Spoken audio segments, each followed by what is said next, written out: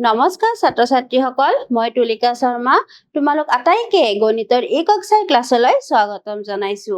আজি আমি তোমালোকৰ পাঠ্যপুথিৰ পঞ্চম অধ্যায় মৌলিক সংখ্যা পাঠটিৰ আন এটি অংশ আৰম্ভ কৰিবলৈ ওলাইছো। এই অংশটিত কি আছে আমি চাওঁ আহা। ইয়াতে আমি কৰি চাওঁ আহাৰ 5.8ৰ কিছু অংশ ইয়াতে কৰিম আৰু আগৰ অংশটিত কিছু কৰা হৈছে। এই অংশটিত কি আছে আমি চাওঁ আহা।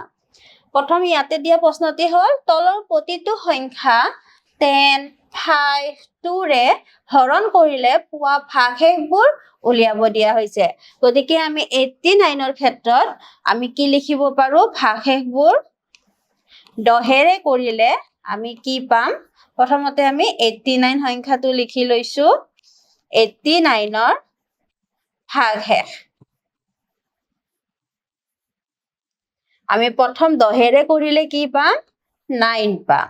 তাৰ পিছত আমাক কৈছে 5ৰে কৰিলে আমি শেষৰ অংকটো চাম। শেষৰ অংকটো 5ৰে কৰাৰ পিছত 4 বাকি ৰব, গতিকে আমি 4 পাম। আমি যদি 2ৰে কৰো তেতিয়াহলে শেষৰ অংকটোক 2ৰে কৰিলে আমাৰ বাকি কিমান ৰয় 1 ৰয়, গতিকে ইয়াতে 1 হ'ব। তোমালোকে নিশ্চয় বুজিব পাৰিছা যে আমি 10, 5 আৰু 2ৰে কৰিবৰ কাৰণে সদায় কি চাইছো এককৰ ঘৰত বা শেষৰ অংকটো চাইছো। ইয়াৰে পিছৰ সংখ্যাটো চাওঁ আহা। 174ৰ ভাগশেষ কি হ'ব পাৰে। ভাগশেষ 10ৰে যদি কৰো আমি কি পাম 4 পাম।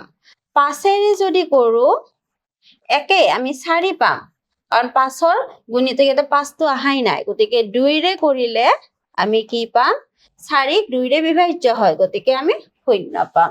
তোমালোকে নিশ্চয় বুজিব পাৰিছা। ইয়াৰ পিছৰ সংখ্যাটো চাইছো 299, গতিকে 299ৰ আমি যদি ভাগশেষবোৰ উলিয়াব চাওঁ আমি কি পাম 10ৰে হৰণ কৰিলে আমি 9 পাম। আকৌ 5ৰে কৰিলে আমি কি পাম 4 পাম। আকৌ যদি আমি 2ৰে কৰো তেতিয়াহলে আমি কি পাম 1 পাম। ইয়াৰ পিছৰ সংখ্যাটো আমি চাওঁ। এইবাৰ আমাৰ 590 ভাগশেষ যদি 10ৰে হৰণ কৰা যায় আমি কি পাম। এবাৰ এককৰ ঘৰত 0 আছে, গতিকে 0 পাম। এবাৰ আমি এই সংখ্যাটো কৰিছো তো। নেক্সট আমাৰ কি আছে 5ৰে কৰিলে 0 আছে যেতিয়া বিভাজ্যই হয়, গতিকে এইটোও 0 পাম। 2ৰে কৰিলেও আমি কি পাম 0 পাম। দেখিছানে যিবোৰ বিভাজ্য হয় তাৰ ভাগশেষ সদায় কি হয় 0 হয়। ইয়াৰ পিছৰ সংখ্যাটো আমি চাইছো 1254। 4ৰ আমি কি কৰিম ভাগশেষ 10ৰে কৰিলে কি পাম আমি 4 পাম। আকৌ 5ৰে কৰিলেও আমি কি পাম 4 পাম। 2ৰে কৰিলে যেহেতু শেষত 4 আছে 2ৰে বিভাজ্য হয়, গতিকে আমি 0 পাম। এইবাৰ আমি শেষৰ সংখ্যাটো চাইছো 3451। 3451ৰ ভাগশেষ আমি যদি 10ৰে হৰণ কৰো কি হ'ব 1 হ'ব। আমি যদি 5ৰে কৰো তেতিয়াহলেও 1 হ'ব। আকৌ আমি 2ৰে যদি কৰো তেতিয়াও কি হ'ব 1 হ'ব। ইয়ালৈ তোমালোকে নিশ্চয় বুজি পাইছা। ইয়াৰ পিছত কি দিছে চাওঁ আহা। এটা অধিবৰ্ষ বুলি আগতে তোমালোকে শুনিছা নেকি? নিশ্চয় শুনা নাই। অধিবৰ্ষক কি বুলি কোৱা হয় ইংলিছত লিপ ইয়াৰ বুলি কোৱা হয়। আৰু অধিবৰ্ষটো সদায় চাৰিশৰ গুণিতক হয় তোমালোকে এই কথাটো মনত ৰাখিবা কিন্তু শতিকা বুজোৱা বছৰবোৰৰ ক্ষেত্ৰত যেনে 100 200 1000 2000 সেইবোৰৰ ক্ষেত্ৰত আমি কি চাব লাগে 400ৰে বিভাজ্য হলেহে অধিবৰ্ষ হয় বুলি কোৱা হয় এতিয়া তলৰ প্ৰশ্নবোৰৰ উত্তৰ দিয়া এতিয়া আমি কি কৰিম তোমাৰ জন্মবৰ্ষটো লিখা আৰু এইটো অধিবৰ্ষ হয় নহয় পৰীক্ষা কৰা গতিকে প্ৰথমতে কি লিখিব লাগিব তোমাৰ নিজৰ জন্মবৰ্ষটো লিখি লবা ইয়াতে তোমাৰ জন্মবৰ্ষ ধৰা তোমাৰ জন্মবৰ্ষটো আছিল 2012 আৰু কাৰোবাৰ কাৰণে হ'ব পাৰে 2013 গতিকে এইটোক আমি কি কৰি চাব লাগিব 4ৰে হৰণ কৰি চাব লাগিব হৰণ কৰি চালে আমি দেখিছো যে এইটো ভাগহে নাথাকে আৰু এইটোক যদি আমি 4ৰে হৰণ কৰি চাওঁ তেতিয়াহলে আমি কি দেখিম আমি 4ৰে যদি হৰণ কৰি চাওঁ এইটোৰ ক্ষেত্ৰত দেখিম যে ভাগহে 1 আছে গতিকে কি লিখিব পাৰো যদি জন্মবৰ্ষ 2012 হয় তেন্তে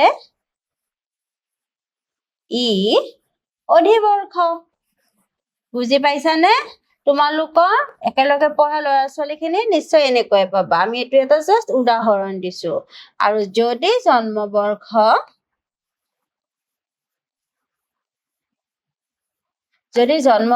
তোমালোকৰ 2013 হয় তেন্তে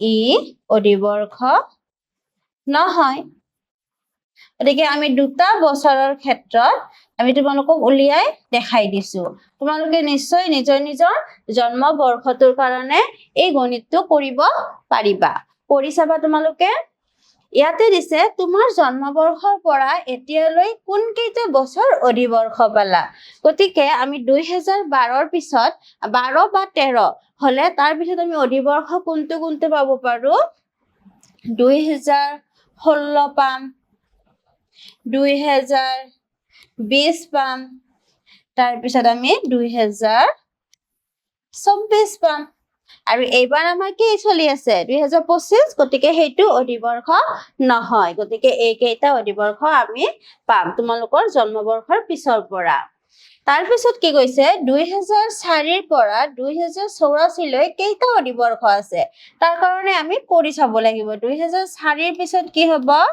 2008 2012 2016 2020 তাৰ পিছত 2024 2028 তাৰ পিছত এনেকৈ আমি লিখি আমি শেষত কি পাম 2080 আমি ইমান চনলৈ লিখিব পাৰো গতিকে 2008 আৰু 2080 ভিতৰত যদি আমি চাব যাওঁ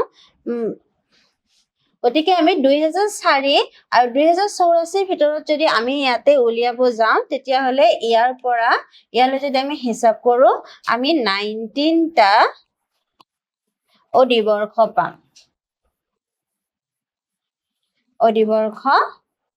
পাম আৰু এইকেইটা 2004 আৰু 2084 মাজত থাকিব আৰু যদি এই দুটাক যোগ কৰা হয়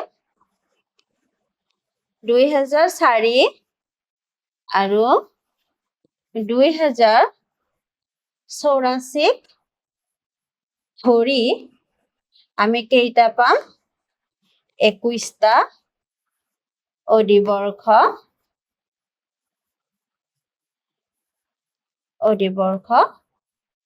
পাম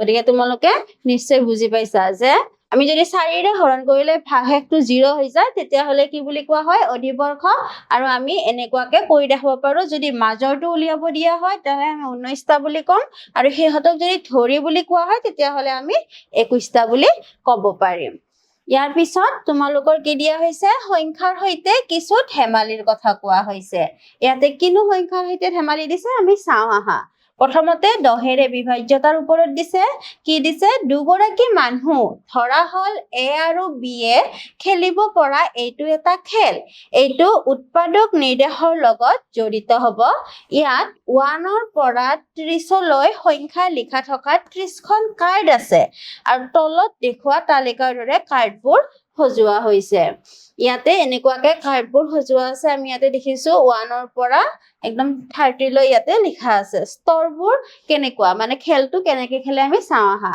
প্ৰথমে কোনে খেলিব A নে B হেতু নিৰ্ধাৰণ কৰা তাৰ মানে A আৰু B দুজন ব্যক্তি আছে তাৰে কোনে প্ৰথমতে খেলিব হেতু আমি প্ৰথমতে ঠিক কৰি ল'ব লাগিব ধৰা হল প্ৰথমতে A খেলিব তেওঁ মেজৰ পৰা এখন কাৰ্ড ল'ব আৰু সেইখন নিজৰ লগত ৰাখিব ধৰা হল কাৰ্ডখনত লিখা থকা সংখ্যাটো 28 তাৰ মানে এই কাৰ্ডখন A এ লৈছে তাৰ পাছত B এ এৰ লগত থকা কাৰ্ডখনৰ সংখ্যাটো অৰ্থাৎ 28ৰ উৎপাদকবোৰ লিখা থকা আটাইকেইখন কাৰ্ড তুলি ল'ব আৰু নিজৰ ওচৰত ৰাখিব গতিকে 28ৰ উৎপাদক আমি কি তুলি লোৱা বুলি ক'ম 1 খন তুলি লৈছে 2 তুলি লৈছে 28 হলে 4 28 7 4 গুণ 28 4 তুলি লৈছে তাৰ পিছত 7 টো তুলি লৈছে তাৰ পিছত 14 খন তুলি লৈছে তাৰ পিছত আৰু কি তুলি ল'ব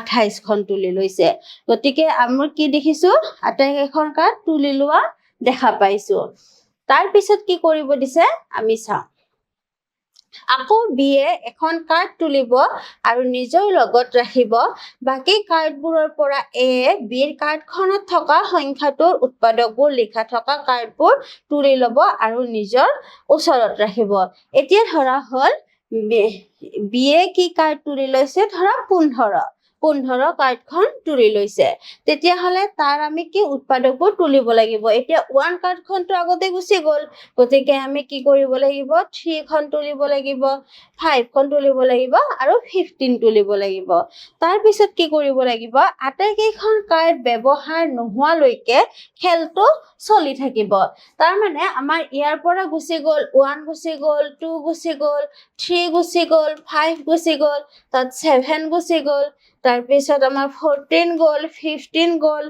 তাৰ পিছত আমাৰ 28 গল আৰু আমাৰ কিবা কৈছিলে নেকি নাই যোৱা গতিকে আমি কি দেখিলো এবাৰ খেলুতে A আৰু B এ এই কাৰ্ড কেইখন গুচি গল বাকি কেইখন কাৰ্ড থাকি গল এতিয়া তাৰ মাজৰ পৰা আকৌ তুলি ল'ব লাগিব তাৰ উৎপাদকবোৰ বিচাৰিব লাগিব এনেকে কৰি গৈ থাকিব লাগিব আৰু যেতিয়ালৈ কাৰ্ডবোৰ শেষ নহয় তেতিয়ালৈ কৰিয়ে থাকিব লাগিব তাৰ পিছত কি কৈছে চোৱা A আৰু B এ তেওঁলোকৰ নিজৰ সংগ্ৰহিত কাৰ্ডসমূহত থকা সংখ্যাবোৰ যোগ কৰিব যাৰ যোগফলটো ডাঙৰ তেওঁৱে খেলখনত জয়ী হ'ব তাৰ পিছত হেনেকৈ যিমান কেইটা ৰাউণ্ড খেলি থাকিব খেলি থকাৰ পিছত যেতিয়া শেষ হৈ যাব ইয়াতে আৰু এখনো কাৰ্ড নাথাকে তেতিয়া কি কৰিব সিহঁতৰ হাতত থকা কাৰ্ড কেইখনৰ সংখ্যাবোৰ যোগ কৰি চাব আৰু যোগফলটো যাৰেই ডাঙৰ হয় সেয়ে এই খেলখনত জয়ী হ'ব ইয়াৰ পিছত কি দিছে চাওঁ ইয়াতে এটা বাকচ দিছে বাকচটোত 4টা সংখ্যা আছে ৰুবুল আৰু ৰাকেশে সেই সংখ্যাবোৰৰ বিষয়ে কথা পাতিছে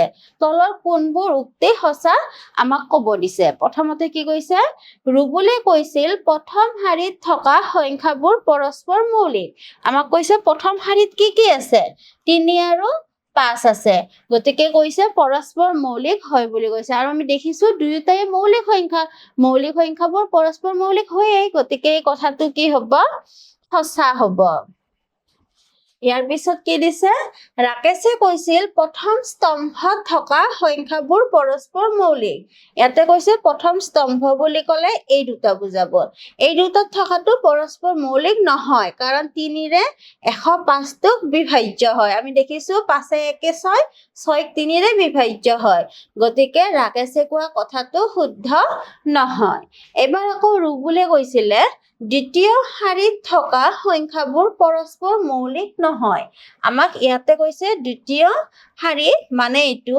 আৰু এইটো পৰস্পৰ মৌলিক নহয় বুলি কৈছে আমি দেখিছো 7ৰে এই সংখ্যাটোক বিভাজ্য হয় গতিকে ইহত পৰস্পৰ মৌলিক নহয় গতিকে ৰুবুলে কোৱা কথাটো সত্য আছিলে এবাৰ ৰাকেশে কি কৈছিলে দ্বিতীয় স্তম্ভত থকা সংখ্যাবোৰ পৰস্পৰ মৌলিক নহয় দ্বিতীয় স্তম্ভ বুলি কওঁতে আমি দেখিছো এইটোৰ সংখ্যাবোৰ পৰস্পৰ মৌলিক নহয়। আমি দেখিছো দুয়োটা মৌলিক সংখ্যা আৰু আমি জানো মৌলিক সংখ্যাবোৰ পৰস্পৰ মৌলিক হয়।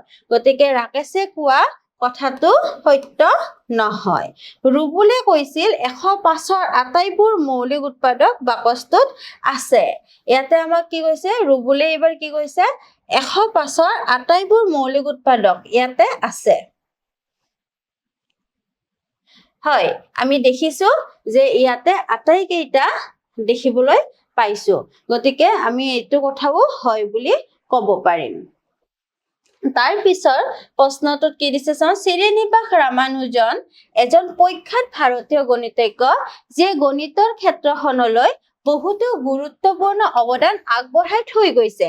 ৰামানুজনে সংখ্যাৰ বহুতো যাদুবৰ্গ সাজিছিল, য'ত বৰ্গটোৰ প্ৰতিটো শাৰী, প্ৰতিটো স্তম্ভ আৰু কৰ্ণত থকা সংখ্যাবোৰৰ যোগফল আমি কি পাইছিলো, একে পাইছিলে। আৰু এনেকুৱা ধৰণৰ যাদুবৰ্গৰ কথা ইয়াতে আলোচনা কৰা হৈছে। ইয়াতে দেখিছানে, ইয়াতে এইফালে 4টা ঘৰ আছে, এইফালে 4টা ঘৰ আছে। গতিকে এইটো এটা বৰ্গ আৰু এই বৰ্গটোৰ প্ৰতিটো শাৰীত, প্ৰতিটো স্তম্ভ আৰু কৰ্ণত থকা সংখ্যাবোৰ আমাক কি উলিয়াব দিছে, যোগফল উলিয়াব দিয়া হৈছে। এতিয়া আমি প্ৰথমতে শাৰীৰ যোগফলবোৰ উলিয়াম। শাৰীৰ যোগফল উলিয়াবৰ কাৰণে আমি কি কৰিম, 22 যোগ 12 যোগ 18 যোগ 87 আমি যদি কৰো কি দেখিম, 7 8 15 16 17 18 19 9, 1 হাতে গ'ল, 9 1 10 11 12 13 আমি লিখিলো 139। তাৰপিছত আমি লিখিম 88 প্লাছ 17 প্লাছ 9 প্লাছ 25 আৰু আমি এইটো যদি যোগ কৰি চাওঁ আমি দেখিছো যে 9 আৰু এইটো 13। তাৰপিছত আমি যদি এইটো যোগ কৰি চাওঁ 10 প্লাছ 24 প্লাছ 89 প্লাছ 16 আমি যদি চাওঁ আমি কি দেখিম, আমি ইয়াতো দেখিছো 9 আৰু এইফালে যোগ কৰিলে আমি দেখিছো 13। আমি শেষৰ শাৰীটো এইবাৰ যোগ কৰি চাইছো 19 প্লাছ 86 প্লাছ 23 প্লাছ 11 এইটো যদি আমি যোগ কৰি চাওঁ 1 প্লাছ 4 10 19 আমি 9 দেখিছো আৰু এইখিনি যোগ কৰিলে আমি 13 দেখিছো। গতিকে আমি কি দেখিলো, শাৰীবোৰৰ যোগফল আমি সমান দেখিলো। এইবাৰ আমি স্তম্ভৰ যোগফল উলিয়াই চাম। তাৰ কাৰণে প্ৰথমটো হ'ল 22 প্লাছ 88 প্লাছ 10 প্লাছ 19 আমি দেখিছো ইয়াতে 110 19 29 139। তাৰপিছত আমি স্তম্ভটো চাইছো 12 প্লাছ 17 প্লাছ 24 প্লাছ 86 আমি যদি এইটো কৰি চাওঁ তেতিয়াহ'লে আমি দেখিম যে 9 13। তোমালোকে নিশ্চয় যোগফলবোৰ এনেকৈ কৰি উলিয়াব পাৰিবা। তাৰপিছতো আমি চাইছো 10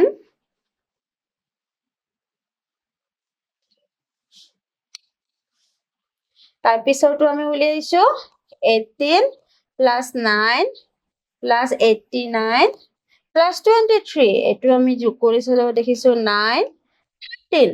তাৰপিছত আমি দেখিছো 87 প্লাছ 25 প্লাছ 16 প্লাছ 11 আৰু এইটো আমি যোগ কৰি দেখিছো এইখিনি 9 আৰু এইফালৰখিনি যোগ কৰি 13। এতিয়া আমি কৰ্ণ আমি এতিয়া এনেকৈ যোগ কৰি চাম। আমি কি দেখিছো সংখ্যাবোৰ 22 17 89 প্লাছ 11। গতিকে আমি যদি যোগ কৰো 100 139। এইবাৰ আমি এনেকৈও চাম। এনেকৈ চালে কি হ'ব 19 প্লাছ 24 প্লাছ 9 প্লাছ 87 আৰু আমি যদি যোগ কৰো আমি দেখিব পাম 18 22 29 2 গ'ল 13। গতিকে আমি দেখিলো যে সকলোবোৰ যোগফলে কি হয়, সমান হয়। গতিকে এইটো এটা আমি ক'ব পাৰো যাদু বৰ্গ বুলি ক'ব পাৰো। প্ৰতিবাৰতে যোগফল একেনে পৰীক্ষা কৰা। আমি চালো যে প্ৰতিবাৰতে যোগফল আমি কিমান পালো, প্ৰতিবাৰতে যোগফল আমি কিমান পালো 139 পোৱা গ'ল গতিকে আগতে আমি কৰি থৈছো যেতিয়া সেইটোৱে পৰীক্ষা কৰা হৈ গৈছে তাৰ পিছত কি কৈছে বৰ্গটোত থকা মৌলিক আৰু যৌগিক সংখ্যাবোৰ লিখা প্ৰথমতে আমি বৰ্গটোত থকা মৌলিক সংখ্যাবোৰ বিচাৰি চাওঁ মৌলিক সংখ্যা আমি ইয়াতে দেখিব পাম 17 তাৰ পিছত আমি পাম 89 19 23 আৰু 11 গতিকে আমি ইয়াতে লিখিম কি হয় 17 89 19 23 11 আকৌ যৌগিক সংখ্যা বাকি যেকেইটা ৰৈ গৈছে সেইকেইটা কি হ'ব যৌগিক সংখ্যা হ'ব 18 87 88 9 25 10 24 16 86 এইকেইটা হ'ব যৌগিক সংখ্যা গতিকে ইয়াৰ পিছত কি দিছে চাওঁ প্ৰতিটো শাৰীত থকা পৰস্পৰ মৌলিক সংখ্যাবোৰ বিচাৰ কৰা ইয়াৰে প্ৰতিটো শাৰীত কোৱা হৈছে পৰস্পৰ মৌলিক আমি ইয়াতে যদি চাওঁ 22 আৰু 12 পৰস্পৰ মৌলিক নহব 12 আৰু 18 পৰস্পৰ মৌলিক নহব 87 ইয়াতে আমি লিখিব পাৰো ইয়াতে আমি লিখিব পাৰো 22 আৰু 87 কাৰণ 12 আৰু 87ত তিনিটো উৎপাদক থাকিব তাৰ পিছত 18 আৰু তিনিটো থাকিব আকৌ ইহত কেইটাৰো দুইটো থাকিব গতিকে আমি প্ৰথম শাৰীটো লিখিব পাৰো 12 আৰু 22 আৰু 87 তাৰ পিছৰটো আমি লিখিব পাৰো 88 ইয়াতে আমাৰ বহুত কেইটাই ওলাই যাব 88 17 লিখিব পাৰো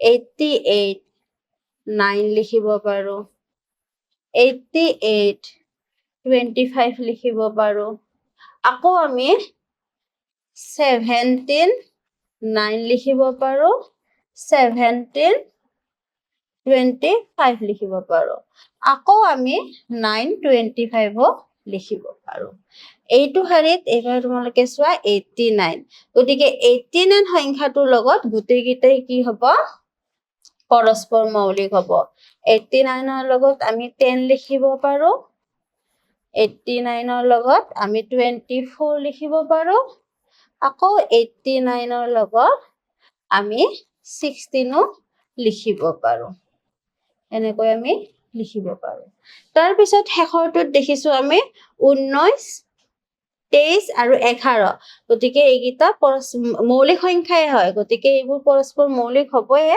গতিকে আমি কি কৰিব পাৰো শেষৰ শাৰীটোৰ 19 86 লিখিব পাৰো 19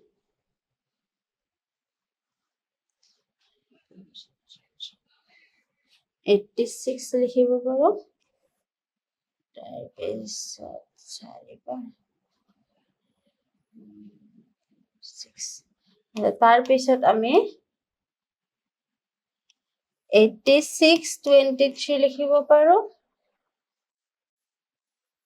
86 আমি 11 লিখিব পাৰো 19 11 লিখিব পাৰো 19 23 লিখিব পাৰো তাৰ পিছত আকৌ আমি 23 11 লিখিব পাৰো এনেকৈ আমি বহুতবোৰ পৰস্পৰ মৌলিক সংখ্যা আমি ইয়াতে এনেকে লিখিব পাৰো এইখিনিয়ে হয় তাৰ পিছৰ প্ৰশ্নটো আমি চাইছো প্ৰথম শাৰীত থকা সংখ্যা কেইটালৈ মন কৰা 22 12 আৰু 1987 এই তাৰিখটোৰ বিশেষত্ব চাব কাৰণ আমি তাৰিখটো যদি চাওঁ এই তাৰিখটোত কি হৈছিলে আমি আগতে যে পাইছো এইটো যাদুবৰ্গটো কোনে উলিয়াইছিলে শ্ৰী নিবাস ৰামানুজন আৰু ৰামানুজন আৰু তেখেতৰ কি আছিলে শ্ৰীনিবাস ৰামানুজনৰ কি আছিলে